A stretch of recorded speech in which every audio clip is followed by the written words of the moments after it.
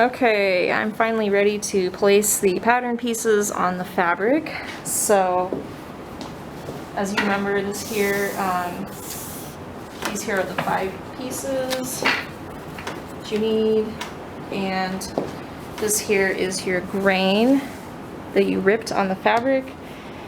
So I'm going to go ahead and grab a grid ruler and show you how to line up the grain line on the pattern pieces with the fabric. Okay, so this one is straightforward. This grain line is going to rely on the folded edge that I ironed. So I don't want to go all the way to the bottom because I'm afraid that it's just good to leave extra room if you have it. And then you can either do the pin in the table method, and you could draw it with pencil or a white pencil, or, you know, if your fabric is light, use a darker color. It's up to you. I also have what's called pattern chalk. This here's some chalk here for patterns. We have some in the classroom, and basically you can make a mark and it washes or like rubs out. So you could stick pins in your pattern and then mark it with the chalk all the way around, or pencil, or a colored pencil. Or the other method is you can pin your copy pattern, not the master copies, but your copy pattern. You could just pin it right to the fabric and then cut it out that way. And in terms of these other pieces, as you remember, if it's not meant to be on a fold, then the grain line here, or this is perpendicularly, if this line here perpendicularly is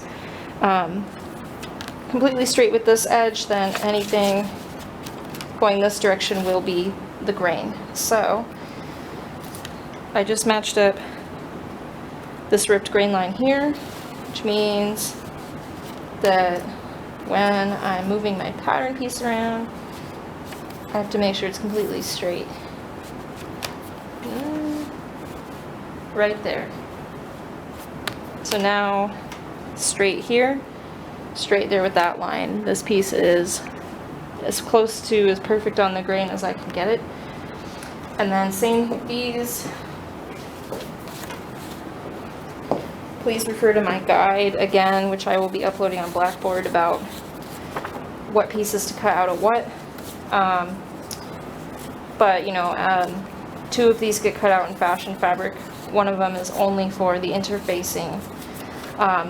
So go ahead and place all your pattern pieces on your fabric and cut them out.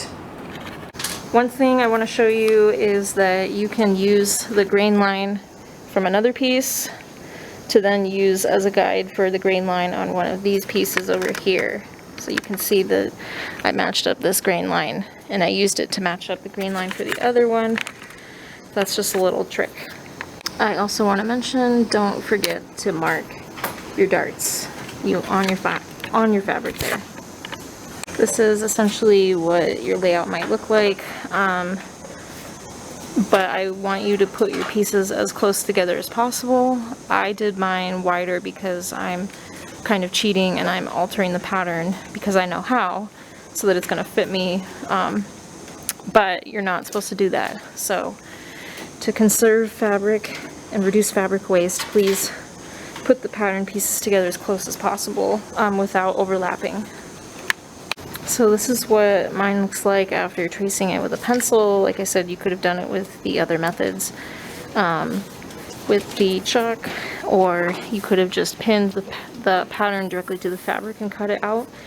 And I just want to show you that you can also add some writing to your pieces so that you don't, in case you feel like you might get confused, it's okay, right? Because this is the inside of the fabric.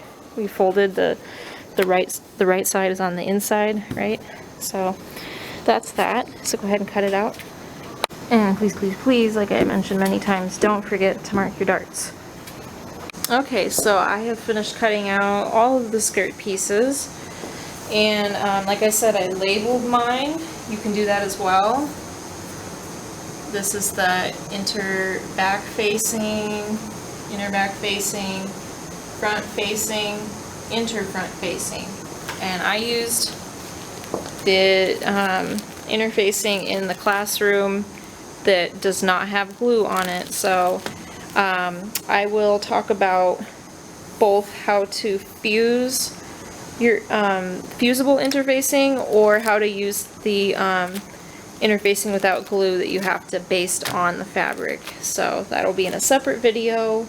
And otherwise, now that I have all the pieces, we are ready to get started on the sewing.